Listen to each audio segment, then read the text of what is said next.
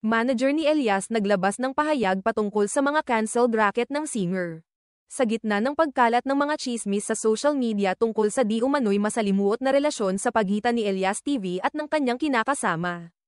Nagsalita na ang manager ng online personality at singer na si Elias, si Beverly Pumikpik Labad-Labad.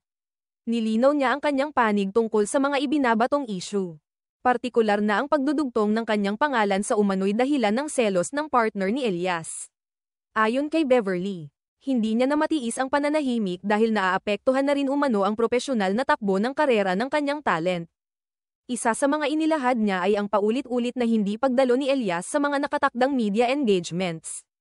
Kabilang na ang mga panayam na nakaschedule na kay MJ Felipe ng ABS-CBN at maging sa sikat na show ni Boy Abunda. Kami na mismo ang nahihiya sa mga producers at media na nakausap na para sa exposure ni Elias, pahayag ni Beverly sa isang eksklusibong panayam. Ayon sa kanya, ilang beses na raw nilang sinubukang ayusin ang schedule ng singer, ngunit palaging nauuwi ito sa last-minute cancellations o no-shows. Isa rin sa mga binigyang diin ng manager ay ang paulit-ulit na alitan sa pagitan ni Elias at ng kanyang live-in partner. Naani ay matagal na umanong nakaaapekto sa mental state at konsentrasyon ng kanyang talent. Ayon pa sa kanya, bagamat ayaw sana niyang makialam sa personal na buhay ni Elias. Napipilitan siyang magsalita dahil apektado na hindi lang ang trabaho kundi maging ang relasyon nila bilang team.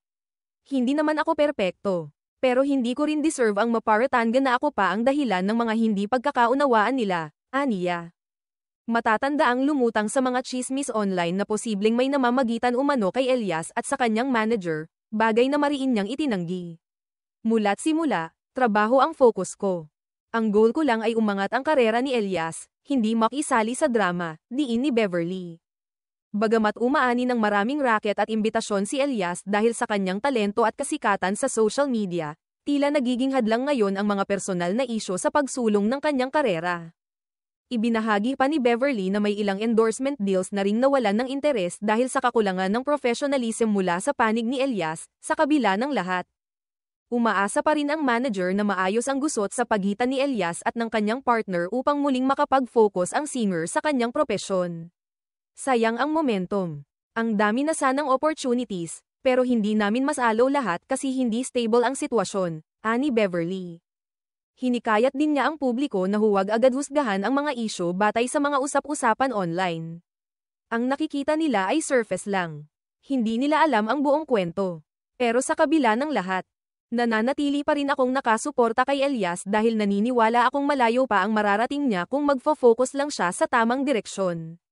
Sa huli, nakiusap si Beverly na sana ay huwag nang palakihin pa ang issue. Mas mainam daw kung magkaroon na lamang ng pagkakataon si Elias na ayusin ang kanyang personal na buhay upang mas mapagtuunan ang mga mas malalaking oportunidad sa larangan ng musika at entertainment.